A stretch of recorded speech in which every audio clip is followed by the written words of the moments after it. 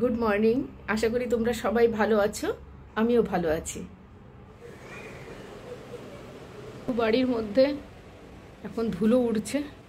এই একটা রুমে নিজেকে বন্ধ করেছি, এখন বাইরে ভাগাভাগি চলছে, তো এত ধুলো উঠছে। একটা দরজা আমি দেখা, এই দরজাটা ভেতরের দিকে খুলতো, তো আমি ভাবছিলাম যে আমার এখানে যদি আমাকে ঠাকুরের সিংহাসন রাখতে হয় তাহলে দরজাটা খুললেই গিয়ে সবসময় ঠাকুরের সিংহাসনে লাগবে। তো সেই জন্যই আমি ভাবছিলাম যে ওটাকে বাইরের দিকে খুললে কেমন হয় দরজাটা। হ্যাঁ, হয়ে যাবে। তো বাস, এই দেখো কত ভাঙতে হলো একটা দরজা চেঞ্জ করতে গেলে, কতটা ভাঙতে হলো। আর কখন থেকে ওটা লেগে আছে এটার পিছনে, এটা খুলে বার করা যাচ্ছে না কিছুতেই, এত ভাঙতে হলো। আমি বুঝতে পারছি, আমি যখন কোনো রেনোভেশনের কথা বাড়িতে বলি না, আমার বাবা কেন কিছুতেই রাজি হতে চায় না। নিজে তো কোনো দিন এগুলো করতে হয়নি না, তো সেই জন্যে তখন মনে হয় আরে এইটা তো একটু ভাঙলেই এটা এইরম হয়ে যায়, এটা একটু এমনি করলেই তো এটা ওইরম হয়ে যায়। নিজে যখন করতে হচ্ছে না, মাথা খারাপ হয়ে যাচ্ছে পুরো। মানে নতুন বাড়ি কেনা অনেক সহজ এই পুরনো বাড়িকে বাসযোগ্য করে তোলার থেকে। ভীষণ কঠিন জিনিস, তারপরেও কি হবে কোনো ঠিকানা নেই। এক তো লিভ স্পেস আমাদের ফাঁসিয়ে রেখে দিয়েছে পুরো, মানে আমাদেরই বোকামি ওটা। তো যাই হোক আর কি, এসেছি তো আমরাই, ওরা তো ফাঁসবে না। ওরা বড় ব্র্যান্ড, বড় কোম্পানি, তো ওদের পলিসি এমনভাবে তৈরি করা আছে যে কাস্টমার একবার গিয়ে ওখানে ট্র্যাপের মধ্যে পড়েছে, তার পক্ষে বেরোনো খুব মুশকিল। তো আমরা সেই ট্র্যাপটাতে পড়েছি ওখানে। ছোট ছোট করে নিয়ে করাচ্ছি, বলছি মুখে ছোট বলছি, ভাবছি ছোট, কিন্তু করতে গিয়ে কোনো কাজটাই অ্যাকচুয়ালি ছোট নয়। এগুলো যথেষ্ট টাইম কনজিউমিং এবং যথেষ্ট মানে মাথা খারাপ করে নেওয়ালা কাজ। তো দেখা যাক, মানে ওই রিলে যেমন দেখায় না, এখান থেকে ফট করে চেঞ্জ হয়ে ওখানে মেকওভারটা দেখিয়ে দেয়। আই উইশ আমি ওরকম দেখাতে পারতাম, কিন্তু সেটা তো পসিবল নয়। It will take months I think to complete. আমি এখন সকালের কফি খাচ্ছি। সকালে কফি খেতেও মনে নেই আমার, এগুলোতে এমন মাথাটা জ্যাম করে রেখেছে না। তো এখন কফি খাচ্ছি আর একদিকে রান্না করছি। এই যে এটা এখন বানাবো ডিমের ভুজিয়া। এককালে খুব বানাতাম, তখন ছোট ছিলাম তখন বানাতাম। আজকে আবার মনে পড়লো যে এটা করি, ইজিলি হয়ে যায়, খেতেও ভালোই লাগে।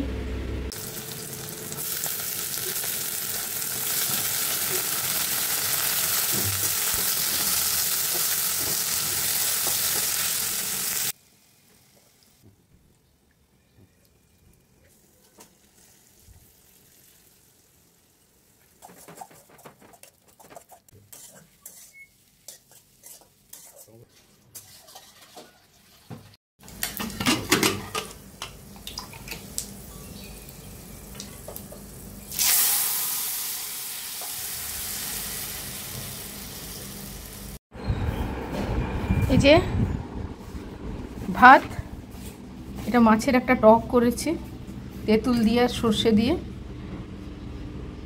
ডিম আলু দিয়ে একটা ভুজিয়া, আর এটা হচ্ছে মুসুরের ডাল।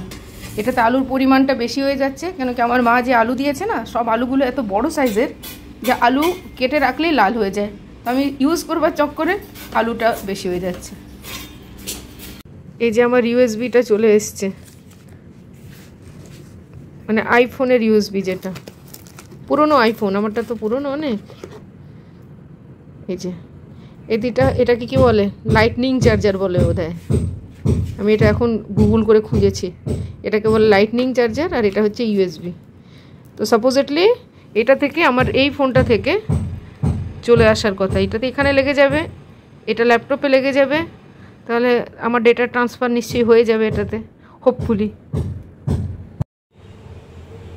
এই যারা কাজ করছে না ওদের জন্য একটু চা বানিয়ে দিচ্ছি। তোমাদেরকে অনেক বেশি ফ্রেন্ড রিকোয়েস্ট আসছে কদিন ধরে, আমি জানি না, আমার তো অনেক করে ফ্রেন্ড রিকোয়েস্ট আসছে। তো আমি গুগলে সার্চ করলাম যে why I am getting so many friend request on FB.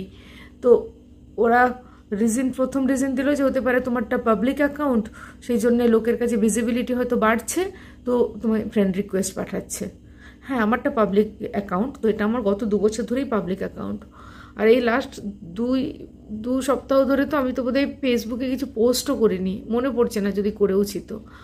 R last 2 সপ্তাহ ধরেই আমি দেখছি মানে গুচ্ছ গুচ্ছ ফ্রেন্ড রিকোয়েস্ট। এত ফ্রেন্ড রিকোয়েস্ট আমার কখনো আসেনি। আজ 2 বছর ধরে আমার এটা পাবলিক অ্যাকাউন্ট আছে, এটা তো আজকের পাবলিক অ্যাকাউন্ট নয়। আর তাছাড়া হচ্ছে তোমার ওরা গুগল আরেকটা রিজন দিল কি এমন হতে পারে যে তোমাকে কেউ ট্র্যাক করছে বা তোমাকে কেউ একটা কোনো লিঙ্ক পাঠাবে কোনো সময়, তো বি অ্যাওয়ার অফ দ্যাট কি কেউ কোনো আননোন পার্সনদের থেকে, স্ট্রেঞ্জারদের থেকে ওরা যেন কোনো লিঙ্ক পাঠালে সেটাতে কখনোই ক্লিক করো না। আর আমি বুঝলাম না এই দুটো রিজনের মধ্যে কোনটা আমি বিশ্বাস করব। ফ্রেন্ড রিকোয়েস্ট পাঠালে তখন মনে হয় যে ফেসবুকটা তো হচ্ছেই ফ্রেন্ড বানানোর জন্যে বা লোকজনের সাথে জাস্ট একটা সোশ্যাল নেটওয়ার্কিং, তো ওটা অ্যাকসেপ্ট করে নিলে কী অসুবিধে আছে। এই ফিলোসফিতেও আমি অনেক ফ্রেন্ড রিকোয়েস্ট অ্যাকসেপ্ট করেছি। অ্যান্ড অবভিয়াসলি আমি যতজনের আমার ফ্রেন্ড আছে তাদের সবাইকে তো আমি চিনি না, তারাও আমাকে চেনেন না। তো এখন আমার এটা একটু আনক্যানি লাগছে যে এত ফ্রেন্ড রিকোয়েস্ট কী করে আসছে। মানে যতবার প্রোফাইল খুলছি ততবারই দেখছি সবার আগে যে নোটিফিকেশান আছে এতগুলো ফ্রেন্ড রিকোয়েস্ট আছে। তো আমি সেটাই ভাবছিলাম যে তোমাদের কাছেও এরকম আসছে নাকি, মানে হতেও পারে কেউ কোনো ফেক অ্যাকাউন্ট থেকে পাঠাচ্ছে। আমার মনে হয় না আমাকে ফেক অ্যাকাউন্ট থেকে পাঠিয়ে কী লাভ হবে, তবে বলা যায় না কিছু। তো সেটাই ভাবলাম একবার তোমাদের সাথে শেয়ার করি যে আরও কেউ এই প্রবলেমটা ফেস করছো কি না। একবার আমার এটা দেখিয়ে দিই কি অবস্থা হচ্ছে বাড়িটার। এই যে এটা একটা ওয়াল ছিল, মানে ওয়াল একটা আছে যেটার এই সাইডটাতে কোনো উইন্ডো ছিল না। তো এখানে একটা এসি উইন্ডোর মতো আমি একটা কাট করাচ্ছি। এটা বাইরের উইন্ডো তো বাইরের ওয়াল তো সেই জন্যে এসি উইন্ডোর মতোই কাট করানো যাবে। আমাদের একটা উইন্ডো এসি আছেও, দরকার হলে ওটা লাগানোও যেতে পারে। তো জাস্ট আমি যখন হচ্ছেই তখন এটা করিয়ে নিচ্ছি, কেন কি আমি কালার টালার করবো তখন তো আর এটা চেঞ্জ করা যাবে না। তো এইটুকু ভেঙেছে তার জন্যে এই এতটা বেরিয়েছে ইট পাথর। কি এই যে এটা কি এরকম ভাবে লাগানো হয়েছে, মানে এটা আবার ব্যালকনির দিকে খুলবে বা রুমের দিকে খুলবে না। এখন এই যে নিচের এই এতগুলো কাজ বাকি আছে, মনে হলো যেন একটা তো দরজাই চেঞ্জ করা, সারাটা দিন লাগিয়েছে আজ এটাকে করতে। আমার জীবন এখন এরকমই চলছে। ব্যালকনিটাতে বেশ ভালো হাওয়া আসছে, ব্যালকনিতে তো আমার বেরোনোই হয় না, কেন কি ব্যালকনির অবস্থাটাও একবার আমি দেখিয়ে দিই।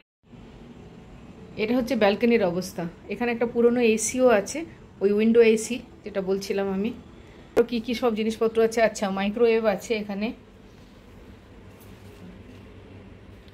আসলে কখনো ভাবাই হয়নি যে কলকাতার ফ্ল্যাটে এসে থাকা হবে, অ্যাটলিস্ট আমি কখনোই ভাবিনি।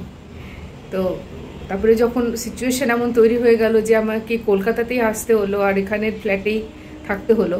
তো এটা আমাদের 20 ইয়ার্স ওল্ড পুরনো flat, more than 20 years actually. তো সেই জন্যে এটাতে আর কোনো কাজ করানো হয়নি, তখন থেকে না কোনো কাজ করানো হয়নি। কখনো কেমনও কেউ এসেছে থেকেছে, আমার মেয়ে থেকেছে, কখনো আমার বোন থেকেছে, এইসব হয়েছে মাঝে মধ্যে। মেডিকেল রিজনে কখনো এসে থাকতে হয়েছে, কেউ থেকেছে একটা সময়। তার বেশি এখানে কেউ কোনোদিনও থাকেনি, মানে টানা শুধু আমার মেয়েই 2 বছর থেকে ছিল। আর 2 বছর ধরে আমরা সাহস করে শুরুই করতে পারছি না, কেন কি নিজের তো জিরো আইডিয়া এটার ব্যাপারে। আমার কোনো আইডিয়া নেই যে কিভাবে কি করতে হয়, সিমেন্টের কি ব্যাপার, কিসের কি ব্যাপার, কিচ্ছু আইডিয়াই নেই। আমার আইডিয়া নেই, তো আমার হাজব্যান্ডের তো মানে আরোই কোনো আইডিয়া নেই। ওর তো এটাও আইডিয়া নেই যে আইডিয়া থাকার কথা। আমার অ্যাটলিস্ট এই আইডিয়াটা আছে যে আমার আইডিয়া নেই, আর ওর কোনো আইডিয়াই নেই যে আইডিয়ার ব্যাপারেও ওর কোনো আইডিয়া নেই। তো এই আর কি, তো এইভাবেই চলছে কাজ। আজকের মতো এখানেই শেষ করি। ভালো থেকো সবাই, আবার দেখা হবে।